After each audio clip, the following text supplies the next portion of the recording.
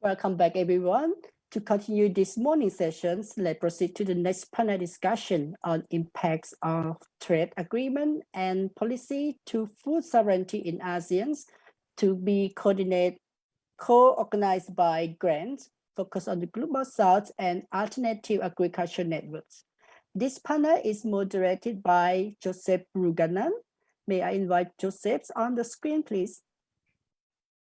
Hi, hello everyone. Hello, Jerry. Thanks for the introduction. Yeah, hello, Joseph. So before I hand over the floor, may I introduce you to the audience? Joseph Puruganan is the head of the Philippine Office of Focus on the Global South and co-coordinator of the EU-ASEAN FTA Campaigns Network, a cohortme's concerns over the democratic deficits haunting trade negotiation with the EU. And before I give you the floor, allow me to have a quick note to the audience that if you have any questions, please drop your question at the channel you are on, and the question can be in English or at your language. So now, Joseph, you may take the floor. Thanks again, Jerry. Good morning, good afternoon, everyone. Welcome to our continuing discussions as part of the Mekong-ASEAN Environmental Week, with the theme Redesign ASEAN People's Voices in World's Crisis. This afternoon, our discussion will focus on the impact of trade agreements and policies on our region's food sovereignty. My name is Joseph Puruganan from Focus on the Global South, based in the Philippines. I will be moderating our discussion today. Trade and investments continue to be the main drivers of the economy across Southeast Asia. The economic policy landscape is dotted with international trade and investment agreements. There are about 283 free trade agreements across ASEAN. Governments across the region have entered into 331 bilateral investment treaties and a total of 181 other treaties with investment provisions in force. These agreements have been described as modern agreements, agreements that supposedly are designed for 21st century needs. They are meant to address concerns that now revolve around not just opening markets, but sustaining and deepening trade openness, fostering connectivity under global production chains, and harmonization of regulations or policy coherence. They deal with reduction of tariffs and other trade barriers for goods and services, but also investments, intellectual property, and electronic commerce, among others. When states promote these agreements to the public, they often speak about the benefits and the potential that would be unleashed once these agreements are in force. And more recently, in the light of the pandemic, how these agreements would boost economic recovery, inclusive development, job creation, and strengthening regional supply chains, as well as support open, inclusive, rules-based trade and investment arrangement. While this may be good for corporations, however, the impact on people's livelihoods, the environment, and human rights have not been so. Over the many decades of people's struggles and campaigns against these agreements, the verdict is clear. We oppose and resist these economic policies. Yet states continue to push aggressively. And so these agreements and policies remain pervasive, impacting deeply almost all aspects of life, from the air we breathe, the water we drink, the food we eat, how we use land, our access to medicines, our access to technologies. Just last week, we learned here that in the Philippines that Duterte has already ratified the RCEP and has sent it to the Senate for concurrence. And we expect hearings in the Senate, in fact, to start tomorrow. Our discussions today would zero in on one very important aspect: food. How food is produced and consumed, how food policy is governed, and the impacts on land, on forests, and biodiversity, and the power and control over technologies. To help us unpack these issues, we have invited three activists who have been at the forefront of these struggles against corporate-driven economic policies. Let me introduce them in the order that they will be speaking. First, we have Witoon Lianchamroon, longtime agriculture and food activist and veteran of many struggles and campaigns. Witoon is the director of the Sustainable Agriculture, Food Sovereignty in Action Thailand, or BioThai.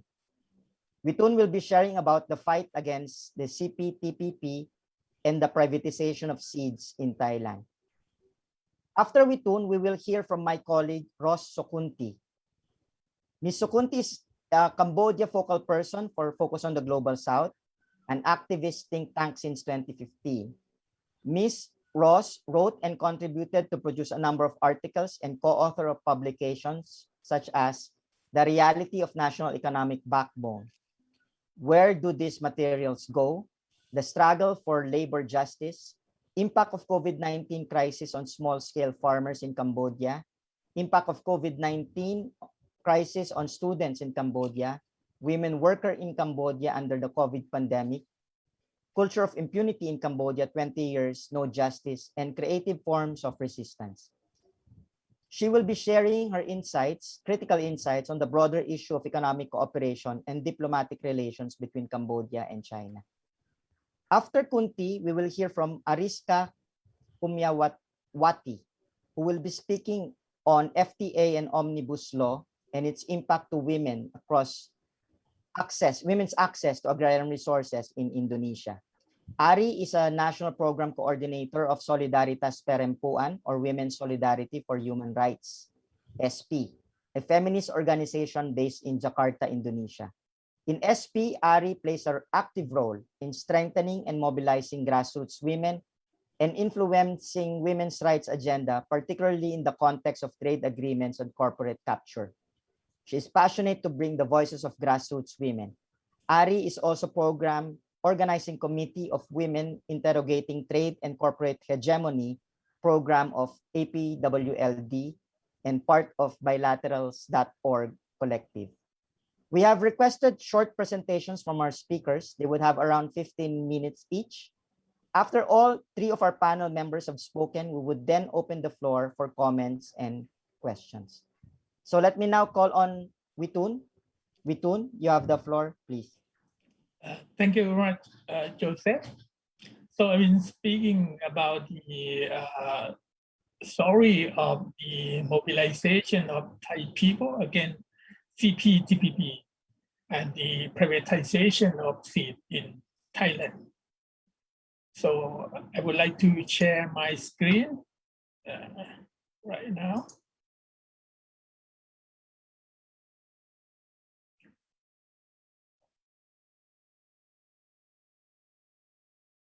Okay. CPTPP is the pact of is a part of the trade liberalization, which started from the establishment of World Bank, IMF, and GATT during 1944 to 1947, before the beginning of WTO in 1995. ASEAN followed NAFTA by form AFTA in 2003. And after that, many kinds of FTA have signed since then. So in case of Thailand, the country signed Australia, Thai, New Zealand in 2005 and Japan in 2007. But those FTAs did not include the very concerned issue, the so-called UPOP 1991 in the agreement. By joining the CPTPP, the country have to ratify UPOP 99 that will affect a lot on the farmer right on seed and biodiversity. So right now, CPTPP have 11 members, but 3 of these members, like Malaysia, Chile, Peru, is not, and as well as Brunei have not ratified yet.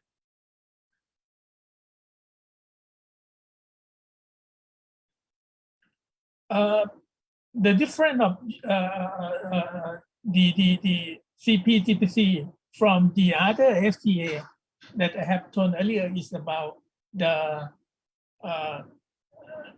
joining of UPOP 91. UPOP 91, UPOP 1991 is the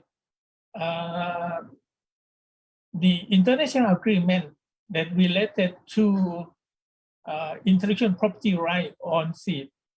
It's mainly focused on the expand the right of the breeder or the seed company in many dimensions.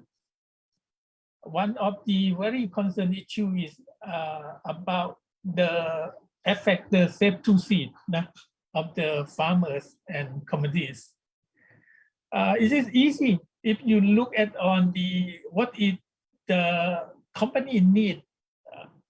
It is so clear that if you buy some seed from the company, like in this screen, if you buy the seed from Seminist company is right now is part of the Monsanto or Bayer Monsanto right now. When you buy the seed, you will see the notice of the purchaser in the back of the package. Like in this picture is the tomatoes. And the small word that you will see in the back of the packet will say that by opening this container, you agree, A, not to save any seed, plant parts, genetic materials, parentalized seed, or plants or plant parts. Second, to prohibit any selection or material from the field by anyone other than Seminist. C, not to use any material for any breeding, research, seed production, reverse engineering, molecular or genetic analysis, etc. So this is the needs of the seed company, and they put this to the international regime of IPR on seed, include UPOP 1991. And go to the next information. So compare UPOP 1991 and utility patents like in the US. It's very similar. The country that's a member of WTO have to have developed the Plant Variety Protection Act, but mostly just the maximum line for the bottom line of the membership of the WTO is only UPOP 1978. And look at on the difference between UPOP 1978 and 1991. On the protection, UPOP 1978 is a variety of Spirogyra as listed, but in UPOP 1991 it concludes on genera and species of plants.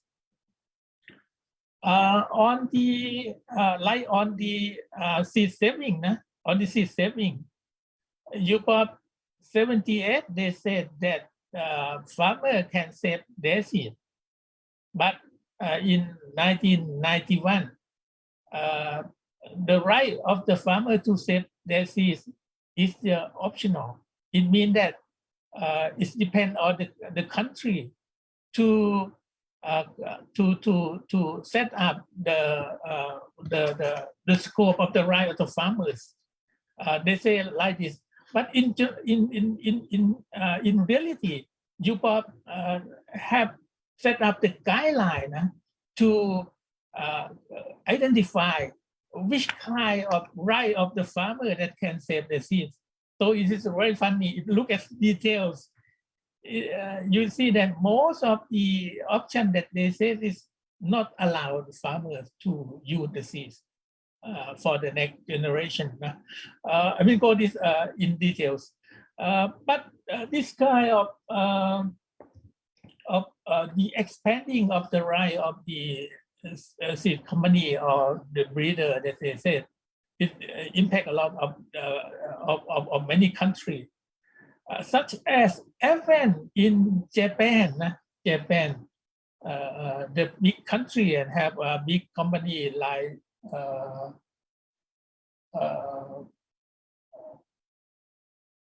Sakata Seed, one of the big company.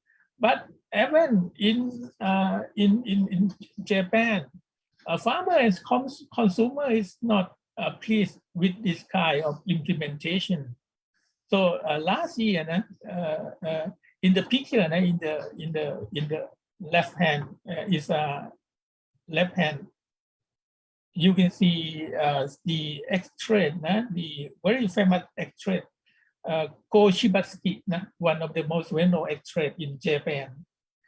She had tweeted the word that very important last year that say, under the surface of the coronavirus pandemic, the seed and seedling law is about to be revised. Prohibition of farmer safe seed. Japanese farmer will be in a big trouble. This is not another person's affairs, but it is directly connected to the dining table of everyone. This is the case of Japan, one member of CPTPP. And not only Shibasuke, but the other big name, Mr. Masahiko Yamada, the formerly Japanese Minister of Agriculture, is one of that the Japanese people that resist the push to implement the privatized subsidies in Japan. This is one of his book that he wrote and published. The name in English is "What Happened to the Seed in Japan." He told that not only the revise of the PVP law to limit the right of the farmer to save their seed, but Japan government had to abolish the main crop seed law. The main crop seed law created in 1952 required each of Japanese 47 provinces to maintain a good quality seed for most of the main staple crop like soya, rice, wheat, or barley.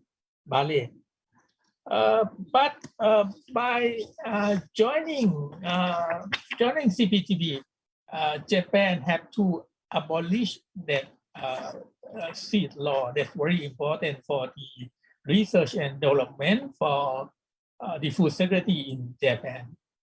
And in Thailand as well, this kind of push not started with CPTPP, but early in 2013, during the FTA Thai EU negotiation, they have a big demonstration in Thailand as well. And in 2003, in Chiang Mai, on the 6th round negotiation between Thailand and US under Thailand US FTA, is a big demonstration. More than 10,000 of farmers and people who living with HIV and other allies come together to against. And that is the last round of negotiation between Thailand and US. So and one of the biggest issues is about the UPOM 91 that will affect the farmers. So BioThai have developed some kind of very easy analysis on this, on the impact of the farmers and consumers of amending the Plant Ready Protection Act to comply with the UPOM 91. The seeds will increase nearly 200 to 600% because of the limitation of seed saving and other like the concentration of seed company. And this will affect to other people as well, like for the consumer have to pay more for their food because of the price of the seed. And the corporation favors seed that can be grown in monoculture. So farmers can collect seed for planting in next season for swapping with their neighbors or something to sharing with their neighbors. So this is some kind of the analysis of this. I think in other countries like in Philippines, I saw some analysis as well that saying that the price of this seed been increased 4 times or something like that. It's very near our analysis in Thailand. So look at all the, they say the option for farmers to save the seed. Look at all the guidelines that you have released 2 or 3 years ago. The condition of farm save seed under UPOP 91 is only the farmer that use the seed for growing for their household consumption only. That is only. But if you have grow for to buy to sell the seed to the market or something like that, this is not allowed. This is not allowed. It's not 100%, but say something like that. For the farmers that growing seed, for commercial purpose, if they're growing small grain seed, maybe the agreement allowed, but only small scale farmers that have very little land like that. And in some countries like in Thailand, if you have 2 hectares or 3 hectares, something like that, and 2 or 3 hectare farmer is about 25 or 30% of the population of farmer population. It means that this amount of farmer will affect the benefit of the company. You cannot do that. So you can do only you grow a small grain like rice or something like that, and you have a very little land like only 1 hectare or something like that. And not only that, the government have to compensate the company for the seed the farmer use as well. So it's not free for farmers to use the safe seed. So for another kind of plants like vegetable, fruit tree, ornamental, or other herbal medicine plant or other, it is not allowed to save seed. So it means that for joining UPOP 1991, it is very difficult for a farmer to use their seed for the next plantations.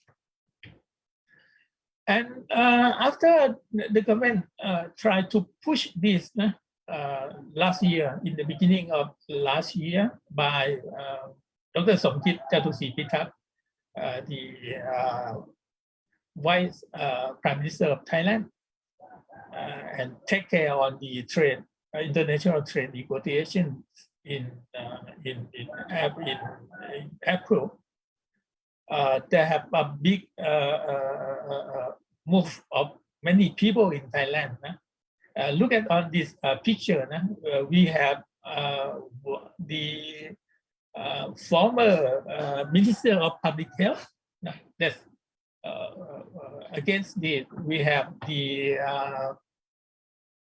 Deputy Minister of Agriculture. Against this, we have one of very famous chef in Thailand. She have her own analysis against this and distribute through Twitter and Facebook. And of course, we have the leader of the Moving Forward Party, the main opposition parties come again as well. And the very interesting is that we have the young generation, one young generation, that they have their own create poster, infographic, and others by their way. And you know that the one of the factors that forced the government to delay to joining joining CPTPP because of the movement of the young generations. They use Twitter and other social media to communicate. And even within few hours, 8 or 10 hours, this kind of joining the move to join CPTPP by the government spread, go viral in the country, and in the next morning, the people have question about what is CPTPP. It's go very fast by the young generations. At the end, the government tried to compromise with social organization and people movement, and they have set up this special committee. And at the end, they used around 3 or 4 months to have a study on details of CPTPP. And this is the report of the House Committee on Feasibility of Thailand joining CPTPP. They have 3 subcommittee on seeds and agriculture, medication and public health, and trade and investment. And it's very clear that the conclusion of this study, such as on the agricultural sector, the conclusion of the parliament is that Thai farmers as well as small and medium enterprise in the agricultural sector been highly risk at losing from the agreement due to the country openness of agricultural products by part of the tariff, like in pork or other grain from Canada or something like that. And the farmer right on scene have been affected by joining UPOP 91. So this is very clear. So it means that by this kind of people movement, the participation of young generations is very, very important. And I think that during the pandemic, the people and young generations, they think about the country after the pandemic, and they think that drug, pharmaceutical products, the food, and this is very important for the futures after the pandemic. So right now, the joining to the push to join UPOP from the government is not so not the same as the past. And one issue is that not only farmers movement, civil society movement or young generation, but right now the parliament have their own situation. So it's very difficult for the country to join CPTPP or ratify the UPOP 1991. So this is the story of Thailand right now. I'm not so sure when we heard that China is willing to join CPTPP, but I think it's not so easy, even for China or as well as for the Thai as a whole to accept this kind of FTAs that will affect their food sovereignty and the future of the young generation to develop their own enterprise on food or agriculture or something like that. So thank you, Joseph. Thanks, Witoon, for that very substantive discussion. So as we go along with the other speakers, we will try to unpack. Witoon started already with raising some issues from these trade agreements and trade policies. In particular, one issue is that when you sign on to these agreements, you also sign on to new obligations. You embrace new obligations. One of it is UPOP 1991 obligations, as Witoon explained, that would have profound impacts on food and food sovereignty. And he zeroed in on CPTPP. And as he said towards the end, no, China, there's now talks. I read also that China is interested. No, if that is so, then it becomes really a big one. No, but as of now, China is not part of it.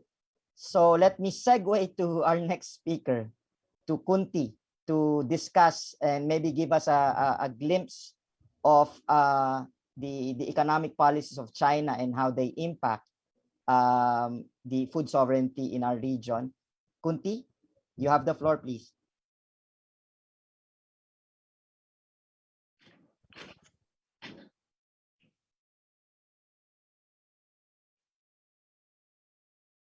Okay, thank you, Joseph. First of all, I would like to thank you all for joining us. I am requested to talk about Cambodian-China Free Trade Agreement.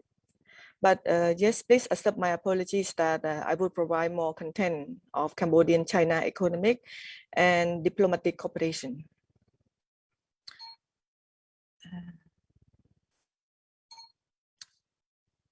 Okay, the contents that I will cover from my presentation are the Cambodian-China diplomatic relation, economic background of Cambodian FTA, and the importance of Cambodian-China FTA and the impacts of FTA.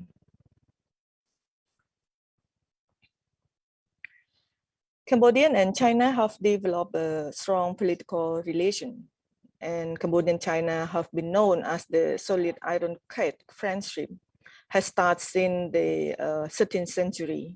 And the diplomatic relation between the two countries were officially established in 1958. So it's in the origin.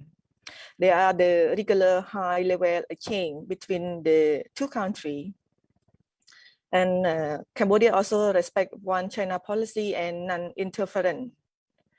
And in 2020, earlier of the COVID outbreak, you know, the visit of Prime Minister Hun Sen during this is quite very important, and to showcase that Cambodians stand with Chinese people during this critical moment. And Chinese investment and official development assistance have contributed greatly to Cambodia development and the share of GDP. And also the Cambodia-China have strong military relationship, and we have trained and trial almost every year. Besides that, above 1,000 of scholarship for Cambodian students and academy to study in China. Cambodia-China comprehensive partnership of cooperation signed since the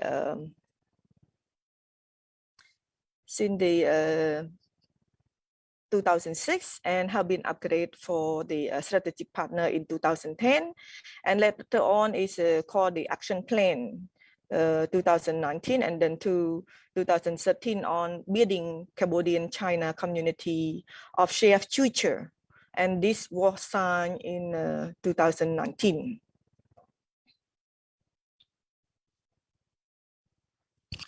So for the action plan that have been mentioned is have 5 domains.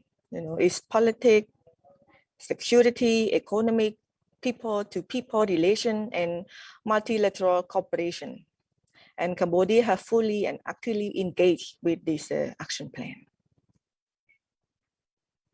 And I think by 2017, Cambodia had received approximately 4.2 billion US dollar in an official development assistance from China, and we call ODA, right? For this ODA has targeted physical infrastructure, agriculture, health, and education. China is also the main source for Cambodian public external debt. And by the end of 2017, Cambodian public external debt was 9.6 billion US dollar, in which around 42% was owed to China. And China also pledged 600 million US dollar in grants to Cambodia from 2019 and 2021.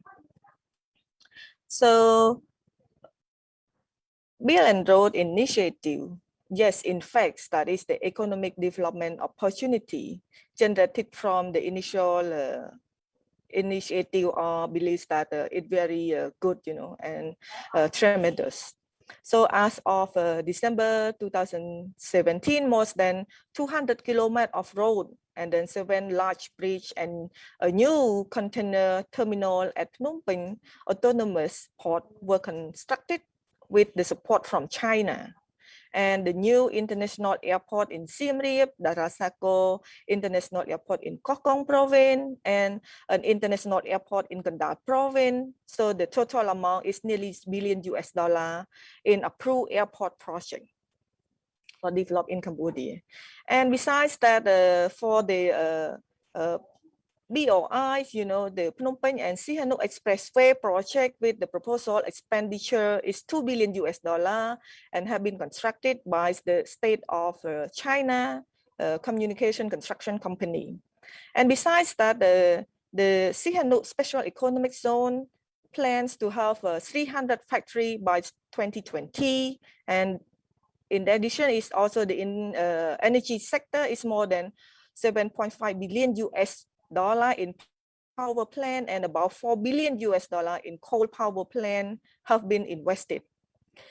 And in related to the agriculture and in agro-industrial project, there are 30, but up to now 21 are operation.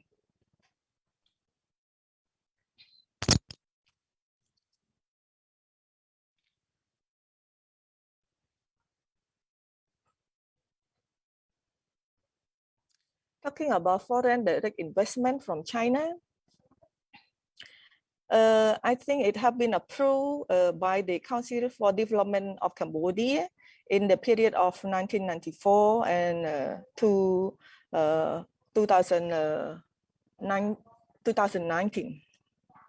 The China FDI remained the largest, and the China account for 21.81% total of share, from the 94 to 2019.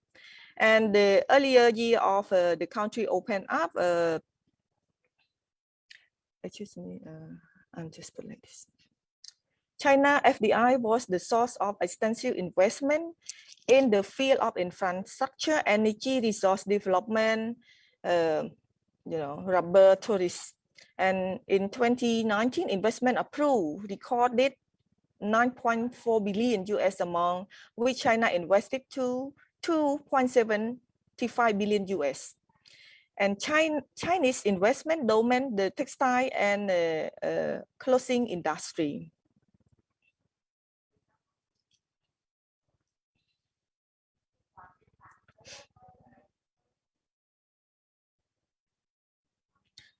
I think for the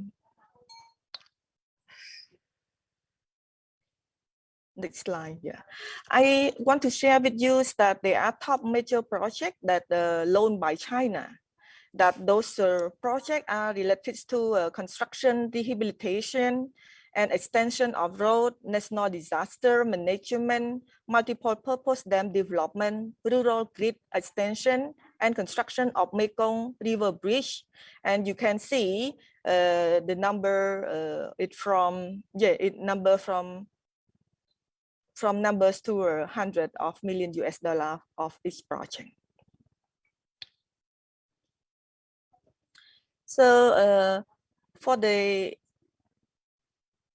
in addition, in 2020, during the COVID crisis and natural disaster in Cambodia, you can see this photo that October 12, Cambodia and China has signed bilateral free trade agreement, which allows the kingdoms to export some goods to China with a 0% tariff rate and expect direct investment from China, where Cambodia and China plans to boost bilateral trades to 10 billion by 2023 after this ratification of FTA. Under the Cambodian-China Free Trade Agreement, Cambodian can export more than 10,000 items to China, which return could export over 8,000 items to Cambodia.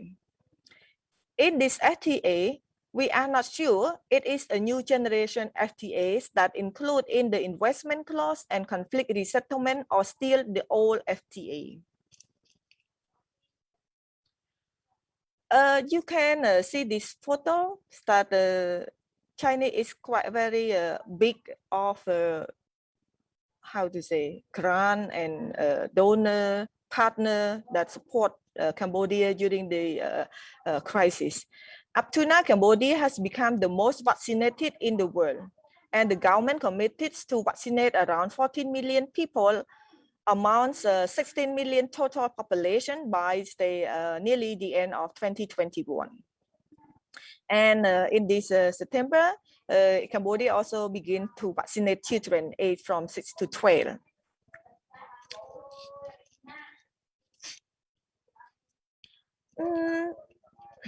Sorry.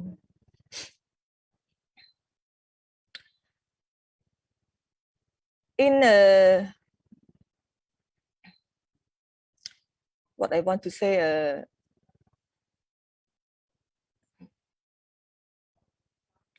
in addition, sorry, okay, yep, for this, actually, Cambodia tries to vaccinate its own people in order to pull back the economic as normal during this crisis. However, during this September as well, the National Assembly issued notification the result of the meeting. It the same have been highlighted by Joseph that amongst our 8 agenda, there are 2. Is the draft law on the OSAP, Regional Comprehensive Economic Partnership, and Cambodian-China FTA have been voted around 90 voices at National Assembly. So I think it will be go on the process and ratify in quickly or approve quickly. I think that is not only under the Chinese investment, but through the other FTA with different countries, there are a lot of change and to our local law and the regulation that have been adjusted to attract foreign direct investment to ease its flow into a wide range of sectors in Cambodia. And in this year, our new draft law also indicates that it will be include 19 sectors for investment. So I think for those have been broadcast through the local news is the resource development for energy and extractive industrial, forestry, agriculture, land, water, manufacturing, transportation, infrastructure, which include seaport, airport, right, highway. And beside that, for the service is finance, banking, hospital, education, water, and sanitation. And for tourists, real estate, property, and urban development, which include the luxury housing, subsidy or sport club, hotel, resort, transportation, shopping, mall, casino, and also include the communication technology, industrial zone, and special economic zone. And for that, Cambodia also provide a lot of incentive. So the investment incentive available to foreign investor include 100% foreign ownership of company and corporate tax holiday up to 9 years and duty-free import and capital good and etc. There are a lot of things which also the company can apply for land concession with the long term.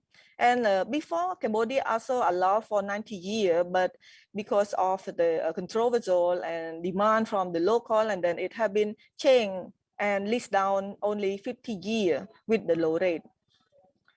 This land are planned to bomb crops such as rubber, cassava, banana, and which turn to process of food or industrial product.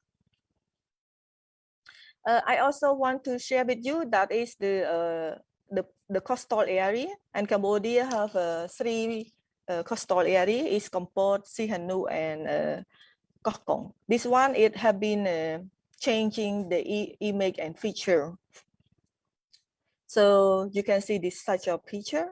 So the coastal development project have been safe local economy, 2 different feature. And there are a lot of things have been asked development for whom.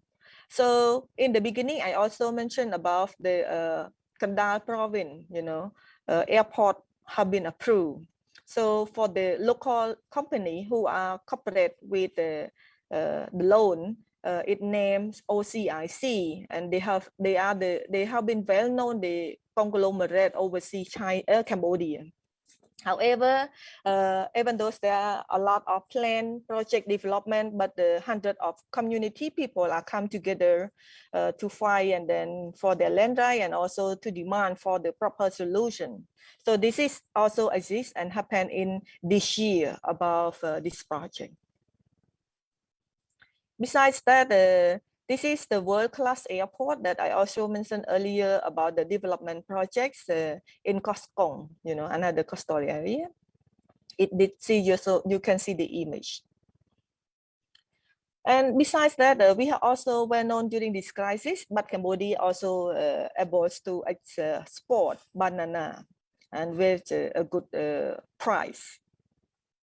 So talking about the banana in the Royal degree, also design for the qualified investment project in agriculture and agro-industrial sector. So receives the incentive for zero tariffs on import agricultural materials such as seed. So if you want to invest on the agriculture, so the import seed is, zero tariffs, fertilizer, pesticide, and agricultural equipment. And also a plan for further incentive for investment in processing facility, such as rice mill for export and investment in the irrigation system. At the same time, the other promotion is streamlined procedures to promote rice export, promote farmer organization by setting up cooperative, which includes seed, fertilizer, agriculture extension, market priority. Period of the tax is the same that I mentioned, is 3 years, and then it can be maximized only 9 years for the incentive. You can also aware that the investment project, however, have been linked to land grabbing and the average of local community, like the photo that I show you. And land grabbing and land conflict have been identified as crucial and chronic issue in Cambodia. Also to ensure the secure business climate for the large investor. Investors are not held legally accountable for any environmental damage or for worker welfare in case of their bankruptcy. I think this happened, it's just not only Cambodia, but in the country in Asia. Kunti, can you wrap up, please? Yep. That is also the other one example recently. From last month, you can see the photo. From local post in Thailand also mentioned that the Thai Longan grower are asking for help from their government after China has temporarily suspended. It was interesting when Cambodia longan grower or producer from the 3 provinces like Pailan, Battambang, and Banteay Meanchey, they also rise up, and because they depend on the Thai market. However, as the result, the farmer who are impacted from this market. However, in that period, there are some critics on the between neighboring trade collaboration, but the situation remained normal after a few weeks later. However, we can see the government of Cambodia ordered urgently to purchase fruit from smaller growers over 100 of hectares, and also invites the tycoon and rich people to engage in charity and order this such of fruit production. Local people happy and welcome with this intervention, but request for long-term policy response. So I'm just have very little more is the impact of development. So for this, you can see that the land loss People are land loss associated with the deforestation, destruction, ecosystem, habitat for wildlife, bad weather, loss of non-timber forest product, environmental degradation caused by can be a corporation, company, operator, privileged people, and also local people due to their poverty. And some people are not sure that they are benefit from this development project or agenda. Instead, what we can see is that they lost land, crops, tree, forest, water, ecosystem, housing, and do not receive adequate compensate for their loss. And even though they are trying to demand and fight back, but the protesters have been threatened, intimidated, and arrested. And other negatively impact, people have little or no access to justice or reparation, where the investment profit and immunity of large investors are protected by law or informal arrangement and relation. For the key concern, that is my last slide, when, from the experience engaged with the investment, when you rely on the foreign investment, this raises question about sustainability of the domestic economy, as well as the impact of foreign investment on Cambodia economy during this COVID crisis. And also declining national tax revenue. Investment receive excessive tax exemption. So when the country are declining the national tax, so how can the government supports to the human development, human resource in Cambodia? Besides that, other concern is provide investor with the option for choosing a litigation mechanism, and long-term coping, increased stress, the family safety concern, and also add burden to existing issues such as climate change, physiological problem, and family crisis. And the last is it make the people lose faith in the justice system and those who are in power. So this is my last point, and then I hand it to moderator, and thank you. Thank you, Kunti. So we're not just talking here of trade agreements, but broader economic policies that, and Kunti touched on the profound impacts of Cambodia opening up its economy to more foreign investments. That's something that will be tackled as well by our next speaker, Ari, who will speak on some of these policies as they impact on Indonesia. Ari, you have the floor. Thank you, Joseph. Good morning, everyone. I would love to celebrate myself as people from ASEAN with the what do you call it? With the privilege of diversity of language. So I will be using Bahasa Indonesia. Thank you for the organizing to make it possible, and also for the interpreter.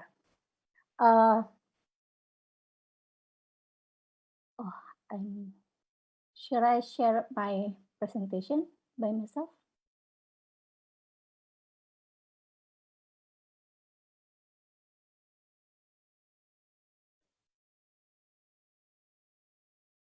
Can you share now, Ari? Can we, the tech team, can we allow Ari to share her screen, please? Please wait a while.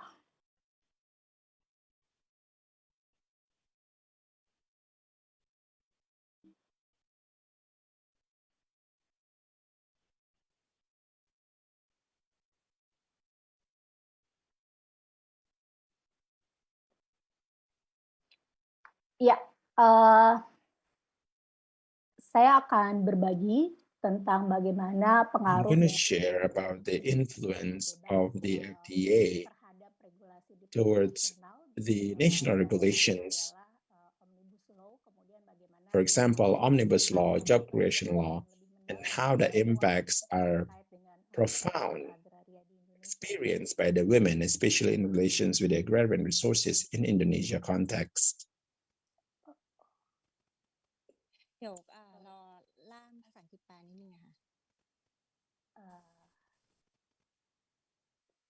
I think it's technical issue.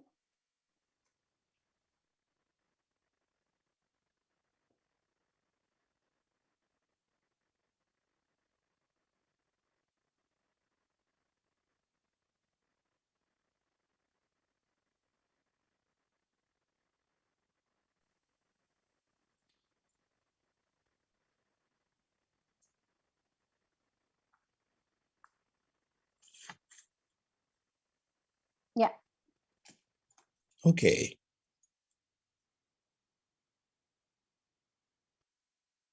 Can you please help to share? Yeah, can you please showing the presentation?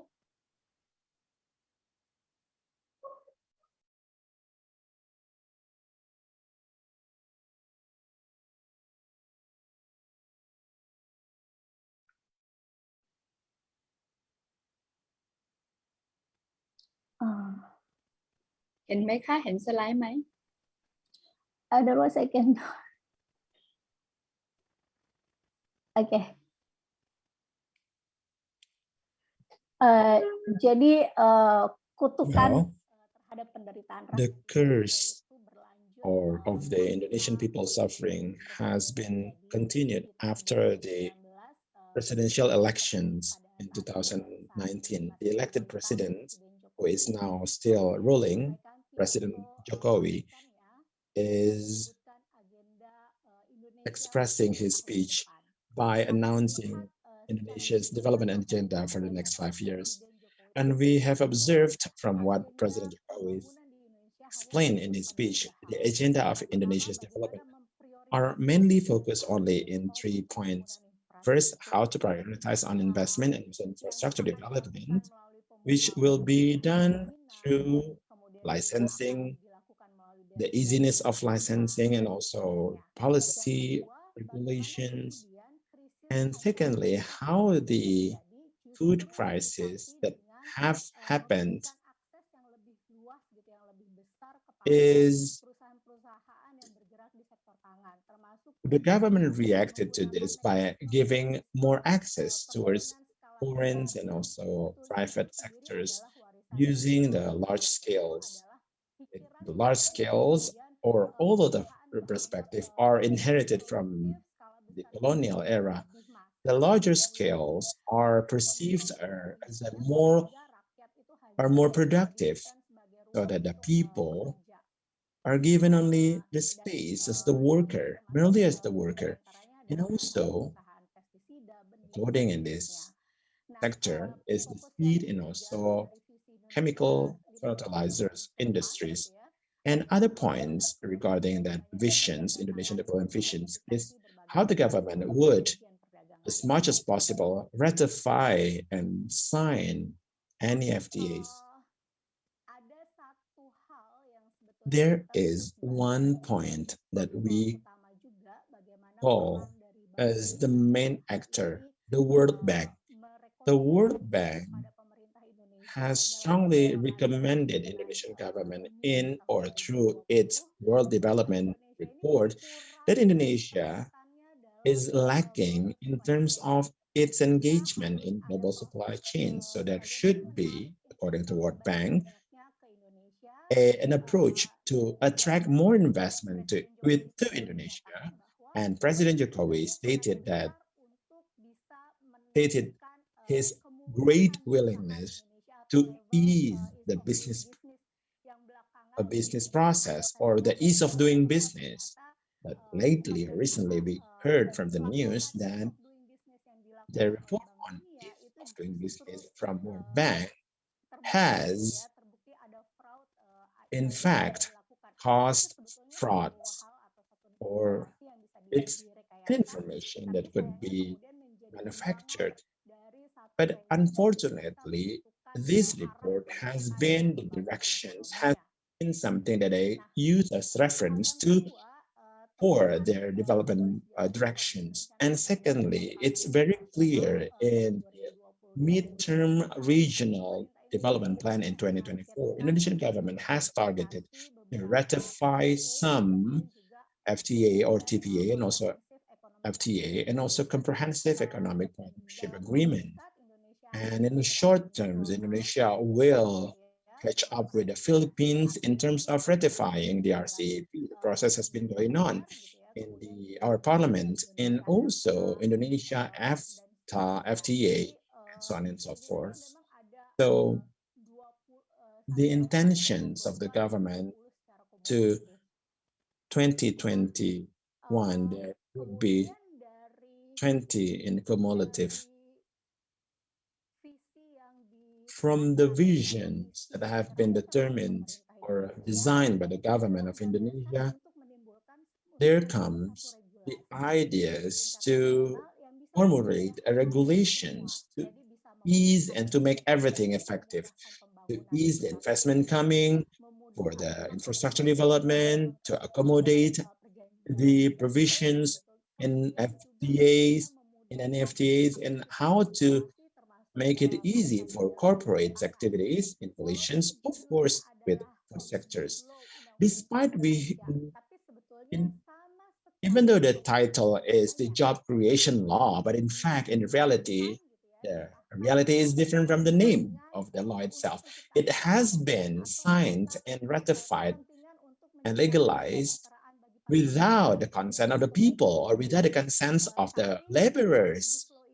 The Omnibus Law, job creation law, was born to facilitate those agendas that have been mentioned and described earlier on. So it's not really representing the people's wills and interests. If we see it even further, the image that I show you in the screen, it's one of the actions in took place in Jakarta. It's a protest towards the Omnibus Law. And it's not only happening in Jakarta itself, but it happened in some points in Jakarta, amassing numbers of people's elements, laborers, environmentalists, activists, and especially students, college student elements, and the government of Indonesia didn't open any spaces, any room for dialogues for the people. And even there are some convoluted kinds of script from the parliament. So it's hard for us to criticize until the very time when it was going to be ratified. We didn't know and we didn't have the time to argue. So it's a massive protest, I can say, after Reformasi in 1998, if you may recall. Even though Reformasi in 1998, the scale was more in Jakarta, but these omnibus law rejections were scattered. The protests were scattered across Indonesia. And oppressions, of course, is the answer given by the government to face this. And even until today, and even we knew that some college student activists were murdered by the police, were killed in that accident, in that protest. What become more irony and would become more our concerns amidst this pandemic? The people expected that the government could show their presence to safeguard the people. But instead, what they did was the government ratified this law, the Omnibus Law. So it's kind of a way to dodge a massive protest from the people or rejection from the people. The government was trying to ratify this hastily. So can you imagine the parliament in Indonesia, out of the 33, much or less, the bill that are under process of discussions, they could usually be able to ratify only 12. But in this specific law, job creation omnibus law, the process was very speedy. SB has been advocating the domestic law and the domestic law bill in the parliament. But less than 1 year, can you imagine, the job creation law is ratified and signed. And even the discussion happened in the middle of the night, where the parliament members at the time supposed to go back to their constituency regions, and there was supposed to be no meetings. And one of the process of these discussions, negotiations of job creations took place during the recess time. Can you imagine that? Took place in the middle of the night. So these are very full with interests and full with companies and private sectors. Substantially, as I mentioned earlier, this is always to be government justifications to harmonize or to align a normative kind of way to express this. Well, actually, this is one of the form of regulation, how the national regulations or local regulations should be aligned or should be harmonized with the Indonesia's commitments in many forums, many international forums, any FTAs alike. So how the national regulation in Indonesia should be following so that investor would not be feeling or would not be going away outside Indonesia, to ease them to come to Indonesia to do the investment. As one of the example, Indonesia has been filed a suit in WTO because it perceived that Indonesia has been too protective, so that the government has amended its food law within that omnibus law, job creation law, to enable to get the food supply from importations. In the previous law, importation can only be done whenever the national reservation was lacking or was not enough. There should be stages that it has to go through. But then the regulations has been changed within this omnibus law. So it is very possible for the importation, be it we have abundance of food supply, or be it the peasants have just been harvesting with lots of supply, or the fisher folks also have just captured a lot of fish, but the government could still do it. So it's not something that it's not a happy news, it's a poignant news. It's one of the forms where importations are open widely to come to Indonesia, and I believe it will kill the local sectors, local entities. We have had numbers of experience where the farmers have to dump the products, the eggs, the garlics. They were forced to burn down their harvest of garlics because the price was very low and it's not sufficient with the production law. Not to mention the climate crisis happening right now. And the government argued that for Indonesia not to be sued under the law. So harmonization is important in terms of harmonizing and aligning the national regulations with the international through so-called omnibus law, job creation law. In relations with the food sovereignty, threat to food sovereignty, this law, omnibus law, will increase the numbers of cases in land grabbing, ocean grabbing. One of the visions I mentioned earlier, Indonesia's development in 2024 is to develop more infrastructures. Today, Indonesian government is focused on national strategic projects, where in this project, regulations are set up specifically with special treatments and are facilitated under this law, omnibus law. So the simplification of license, of permits to get land title, to land provision for companies, corporates, and of course, foreign companies. And in omnibus law, we know that there is a land bank that aims to liberalize the agrarian resources, especially Indonesian lands. Civil society and civil movement in Indonesia see this as a real threat to their livelihood of the people within this omnibus law. So this omnibus law has opened a wider door, a wider space for foreigners, for foreign entities to own small islands across Indonesia. We understand that Indonesia is an archipelago country. It consists of thousands of islands, and how this investment, foreign investment, are possible, are massive, coming in in coastal regions, coastal areas. And I believe this is something horrible. We are like being under attack.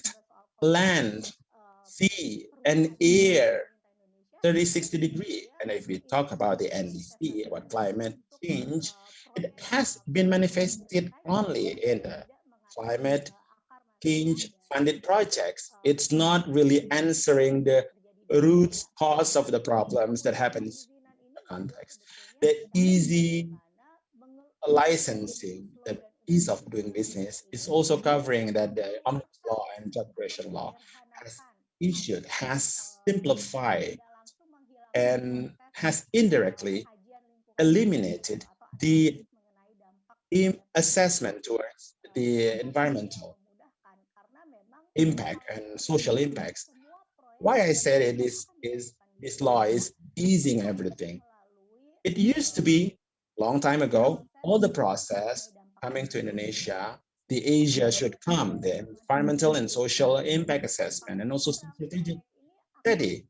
But now, under this law, all the projects will be categorized under project A, B, C, and so on and so forth, with some degrees of threats, which I don't know what, and who will stipulate, who will determine each categories and whether the people has a say or rooms to kind of complain to those kind of categorization. It's not clear. It's obscure too.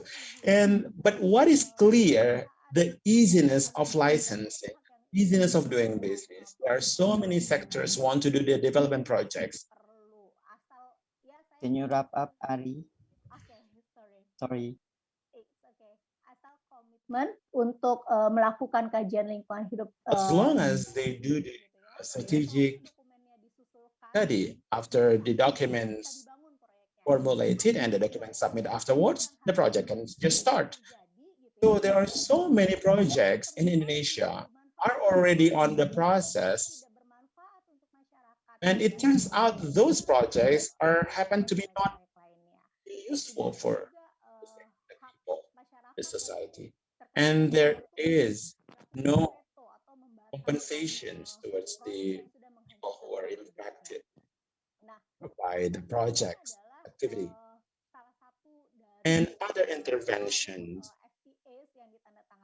one of the FTA's impacts in Indonesia is when Indonesia joined with FTA towards the Comprehensive Economic Agreement, where there is an obligation required for Indonesia to harmonizing with the UPOV 1991 regulations, as it has been explained very well by our previous speakers. And the last, all those situations, of course, will be impacting all the sectors of life in Indonesia, especially the grassroots people who have lesser access, who are not engaged in the development process. But we are aware, we know very well, there is a gender role, separate gender role. The attachment of women with nature make the women become the more sensitive actor. Any damage in environment will impact the women, of course. It will make the women's domestic burden or responsibility even harder. We could understand that there has been no, so far, gender study in any development. Maybe only in the preamble part of the agreement. If we talk about FTA, of course, it is always being associated with women's interests. It's only within the SMSC, for example, but it's actually more than that. You can see that more than because of the patriarchal domination. They don't have the equal access or rights towards lands with their male counterparts. So that kind of disparity happens not only between men and women, also between a provincial level, but also at the state level. This is what we call the harassment that the state committed towards the women The impacts have been severely experienced by the women, but the situation and the voice of women have not been taken into account. And there are also layers of burden or layers of impacts that women have experienced profoundly because of the gender role that I have said earlier. There are numbers of women who protect seed and agriculture who would possibly be criminalized after UPOV is implemented. And when the land banks is implemented and all the access towards the easy of using land, I believe the women would get the impact differently and in severe way. Because based on Solidaritas Perempuan SP study, only few percent of the land owned by the men, because head of family is always considered as the man. That's the key, actually. And secondly, when women is always on the front runner, because they have to defend the space of life when they are in the front runner based on our experience in SP. The kampongs or villages, they experience numbers of intimidations, oppressions that cause traumatized effects to them. And it's also Sorry, the Ari.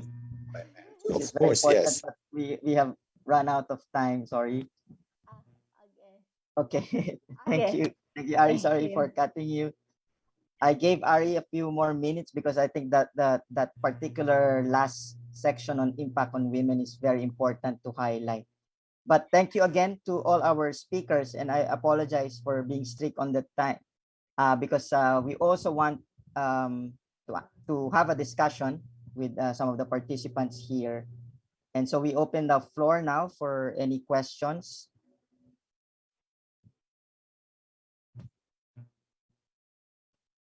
One particular question that was sent to me is, and maybe we can ask Witoon, Kunti, and Ari to share a bit more on the impact of Chinese FTAs. Witoon, you discussed earlier that there's now talk of China joining CPTPP. But apart from that, what is China's position when it comes to all of these issues like UPOV 91? I think this is not easy to answer this question. Right now, China is not part of UPOV 1991 membership. But look at details. I think if look at on the breeding development in China, and not only the conventional breeding, but on the advance in molecular technology, breeding in China is going very fast. So it is possible for China to accept and to be a member of UPOV in the near futures. So it means that by the China joining to UPOV, it will be big different from like in ASEAN that this kind of agreement have dropped out. But for my own opinions, I think that the problem of China to join UPOV is not an economic reason only, but maybe it's a political reasons, especially from the members like Australia or Japan that reflect the some of the position of the US on this membership to join on the joining of CPTPP. Thanks, Witoon. Are there any other questions from the participants? Please just raise your hand so I can acknowledge you.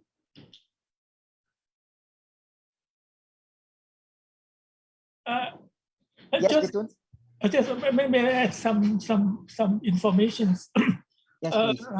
This morning I heard some the analysis from some academic that they say something like that if Thailand cannot catch up the train, it will drop out and leave behind or something like that. But in reality, Thailand and ASEAN countries have an asset platform already. So it's mean in terms of the trade on the like the trade between these asset members is happened already. The difference is joining CPTPP mean that they will have many trade standards, like especially on IPMA and investment that we have to concern on this. Thank you. Thanks, Witoon. There are no questions. I'd like to ask Ari and Kunti, because in all of the presentations, there's mention of people's resistance to these agreements, right? But very different contexts, Cambodia and Indonesia, in terms of how the government responds to this people's resistance. As Ari said, even in Indonesia, which supposedly is a democratic country, that violence has been the norm in terms of suppressing some of the protests. So what are but as Witoon said, no, there are new activists, younger activists that are emerging, utilizing social media as a tool. Is that, you see that similar scenario in Indonesia and Cambodia, where people who are repressed, where the space is shrinking, yet people find a way to creative means to oppose these policies and agreements? Ari, you want to go first? Yeah, thank you, Joseph. Yeah, exactly. It is have a similar context in Indonesia because of the pandemic as well. Also, like transforming our ways in a way to mobilize people in a very limited spaces. So social media, and if I mentioned earlier about the Omnibus Law protest, it actually led by younger generations, and it is not really strict to the organizations, but a lot of collectives. So it is really loose. So people who want to join with us then come to the street and protest together. Yeah, it was really strong, and as I mentioned also, so it was really spread out all Indonesia, not really centralized in Jakarta as the capital city of Indonesia. But on the other hand, there is also a threatening things because of the digital security for the activists Indonesia. We have a case that two activists from Indonesia criminalized, so they are reported to the police because of the podcast in the YouTube. Currently it is still ongoing process because of they are mentioning about some sensitive issues in Papua. So I think it is a good opportunity, but and at the other hand, it is also having a potential clash as well, Joseph. I think from what Ari mentioned is quite the same to Cambodia, and especially during the COVID period, the government also issues the other mechanism, which includes the administrative mechanism in order to protect human health and also prevention for spreading of COVID. So through that admin mechanism, it allows the government to fine and punish people with some amount of money, and then with the restriction, and can put in prison. For the use digital or social media sharing sometimes on the sensitive issue, it also part of arrest and finding. So I think that is increasing it the same. But in related to what have mentioned earlier about the impact of FTA or in terms of diplomacy or in terms of collaboration, I think we have the experience the same that through the labor sector, through the worker who are work on the plantation, we can identify there are a lot of exploitation through that labor and natural resource extraction, where those such of exploitation it have been put down worker in terms of demands to get the equal wage and to get the we say the ways that people can living. And then now from the negotiation with the government, the union also trying to raise up the wage for worker $214 for the next year. However, there are a lot of debate and discussion. It's still thrown back the discussion, and then where the employer association are trying back and want to give less to the worker. So that is such of things that we have to have more discussion. How can we build our group in the society and then come up, discuss, and we expect that the government are open up and then give space and give this country as the real democracy, and then people can voice out what their concern, and then the concern should be determined as the opposite to the government, but the concern it voice out in order to have the critical development for the society. Okay, thanks, Kunti. I'd like to give the speakers maybe 1 minute each to maybe answer this question. No, how has the pandemic changed people's perception of the importance of food, and also their position with respect to these economic policies that the government, agreements and policies that the governments are pushing? Witoon, you want to start, and then Ari, and then Kunti. Yes, sure. Like in Thailand, I think the mentality of people, what it look like Go Shibaski in Japan have raised her concern on seed and food in the future. It is very clearly that people think about the food sovereignty, the independent on the pharmaceutical products and others, and we have. I think I myself very surprised that a lot of young generation that touch the issue, and they very understand the effect that go to farmers. In reality, it will affect the people in general, and it will affect their future in their future in the long term as well. So I think it is so clear for me that most of them are right now understand that safe and exchange of seeds is a natural right of farmer and people.